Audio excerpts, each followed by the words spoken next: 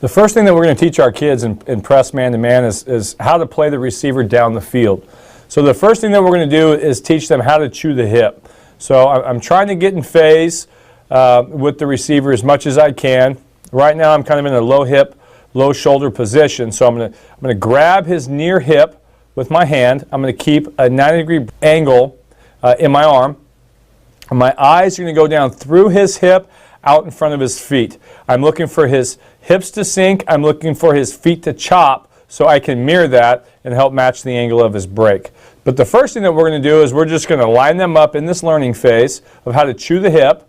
So we're going to actually have them grab and hold on so as they carry the receiver down the field in a low hip, low shoulder position, they'll know the relationship that we're looking for.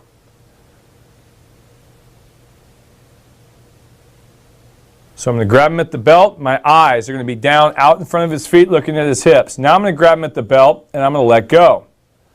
So now my job is to maintain that low hip, low shoulder position down the field as I climb him to stay in phase.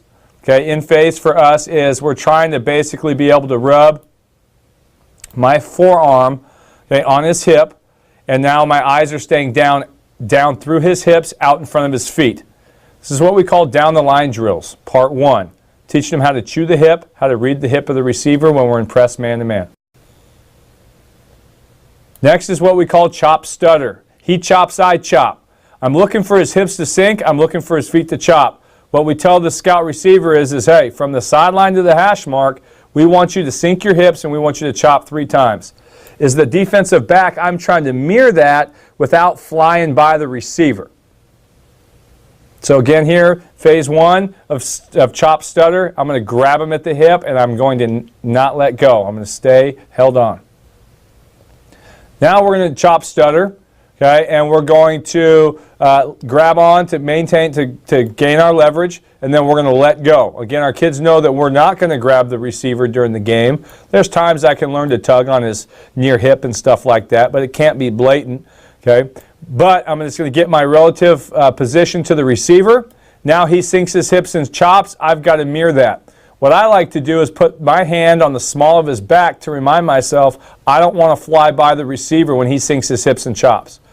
So in chop stutter, the receiver's got 3 chops from the sideline to the hash mark.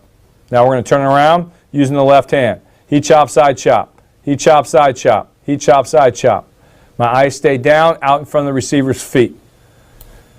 Let's take a look at a couple cut-ups here of he chops, I chop. Let's take a look at the corner on top. I'm not worried about the actual bump and run and press man technique. Okay, receiver takes an outside release. Okay, so he could be moving to get in phase and to cut him off. As I do that, I'm staring at his hips sink, his feet chop. Now I've got to mirror that. So this is our chop stutter drill, which you'll see will be finished off later on by our cat teaching progression how to punch the ball out. But there's a good example there. He sinks, I sink. Okay, DB starts here with an angle kick. We're not going to talk about that right now. We're going to worry about that later on. Offhand jam. He's working to a cutoff position. You see his eyes come down. He's chewing the hip. He's in phase where his forearm here can basically mesh with the receiver's hip. I see the receiver's hip sink, his feet chop. Okay, I'm going to match the angle now of his break. So a nice job here. When you're working your comeback, the other thing that we want to focus on is the plant foot and the dry foot. The plant foot is the top shoulder foot, the foot that's up the field, which is his left foot. So since he's breaking to his right, he's got a left foot plant.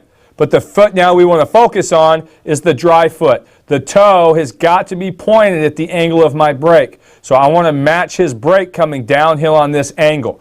A lot of high school DBs tend to kind of round this too much, and they take a rounded break, not a downhill 45-degree drive. So when we're coaching our kids, we've got our plant foot, we've got our dry foot. We're focusing on that dry foot where that front toe is pointed. Take a look at the corner here, chewing the hip. Phase one of teaching press man, teaching them how to play down the field, how to read the hip of the receiver. Okay, so I'm working to gain a cutoff position here versus an outside release. Okay, working to get in phase. As I do that, I'm chewing his hip. I see his hip sink, his feet chop. I want to mirror that. Then I want to match the angle of his break and finish it with a nice punch.